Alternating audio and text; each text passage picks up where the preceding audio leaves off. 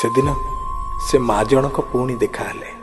ସେ ମା ଜଣଙ୍କର ବିଶେଷତ୍ୱ ହେଉଛି ମାସକରେ ଗୋଟେ ଦିନ ତାଙ୍କୁ ସମସ୍ତେ ଭିକ ମାଗିବାର ଦେଖନ୍ତି। ସେଦିନ କେଜାଣି କାହିଁକି କେହି ଜଣେ ସେ ମାଆକୁ ପଚାରିଲା, ମା ମାସକରେ ଗୋଟିଏ ଦିନ ଭିକ ମାଗ, କ'ଣ ପୁରା ମାସଟା ସେଥିରେ ଚଳିଯା? ମା ଜଣକ ନୀରବ ରହିଲେ ଆଉ କହିବା ଆରମ୍ଭ କଲେ, ନାହିଁ ସେଇ ଗୋଟିଏ ଦିନ ପାଇଁ ତ ମୁଁ ଭିକ ମାଗେ। ଏବେ ଲୋକଟି ପ୍ରଶ୍ନ କଲା, ଗୋଟେ ଦିନ ପାଇଁ କେହି କ'ଣ ଭିକ ମାଗେ? କ'ଣ ପାଇଁ ମା? ମା ଜଣକ କହିବା ଆରମ୍ଭ କଲେ, ଖୁବ୍ କଷ୍ଟରେ ମୁଁ ଆଉ ମୋ ସ୍ୱାମୀ ମୋ ପିଲାମାନଙ୍କୁ ମଣିଷ କରିଥିଲୁ। 2 ପୁଅ ମୋର, ଜଣେ ଡାକ୍ତର ଆଉ ଜଣେ ଇଞ୍ଜିନିୟର।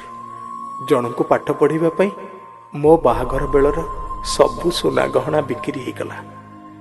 ଆଉ ଜଣଙ୍କୁ ଇଞ୍ଜିନିୟର କରିବା ପାଇଁ ମୋ ସ୍ୱାମୀ ତ ଆମର ସର୍ବଶ୍ରେଷ୍ଠ ସମ୍ପତ୍ତି ଜାଗା କେଇଗୁଣ୍ଠୁ ଆଉ ଘରଟାକୁ ବି ବିକିଦେଲେ। ସେମାନେ 2 ଜଣ ଖୁବ୍ ବଡ଼ ହେଲେ, ଜଣେ ଡାକ୍ତର ଆଉ ଜଣେ ଇଞ୍ଜିନିୟର। କ୍ରମେ ଆମ ବୁଢ଼ାବୁଢ଼ୀଙ୍କୁ ମଧ୍ୟ ସେମାନେ 2 ଭାଗ କରିଦେଲେ। କହିଲେ, ଗୋଟିଏ ପୁଅ ପାଖରେ ବାପା ମା 2 ଜଣ କ'ଣ ଖାଇବେ ଯେ? ଜଣେ ବାପାକୁ ରଖୁ ଆଉ ଜଣେ ମାଆଙ୍କୁ ରଖୁ। ପରସ୍ପରଠୁ ଅଲଗା ହେଇ ରହିଲୁ ଅନେକ ଦିନ। ଏକଥା ବୋଧେ ମୋ ସ୍ୱାମୀଙ୍କୁ ଖୁବ୍ ବାଧିଥିଲା। ତାର କିଛି ଦିନ ପରେ ସେ ହାର୍ଟ ଆଟାକରେ ଚାଲିଗଲେ।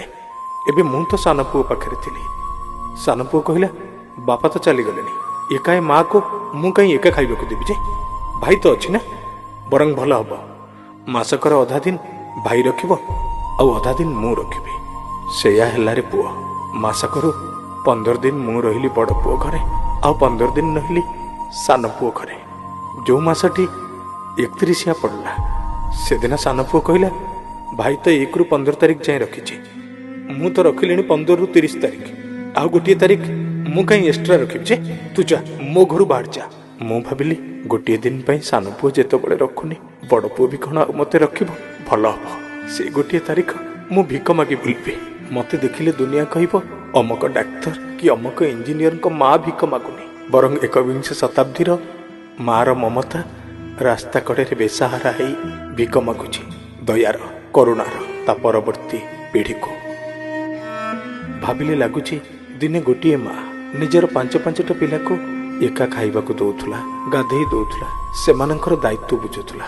ଆଜି 5-5ଟା ପିଲା, କିଏ IAS, କିଏ OAS, କିଏ IPS, କିଏ ଡାକ୍ତର, କିଏ ଇଞ୍ଜିନିୟର।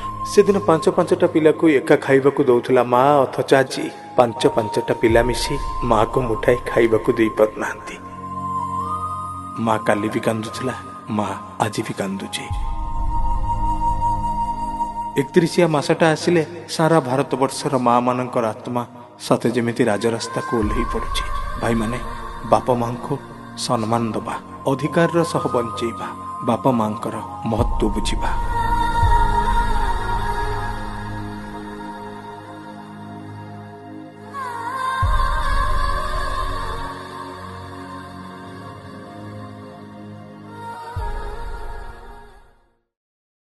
क्यूट FM सबु समୟରେ सबु जगारे आपणक साथी रे। Cute FM।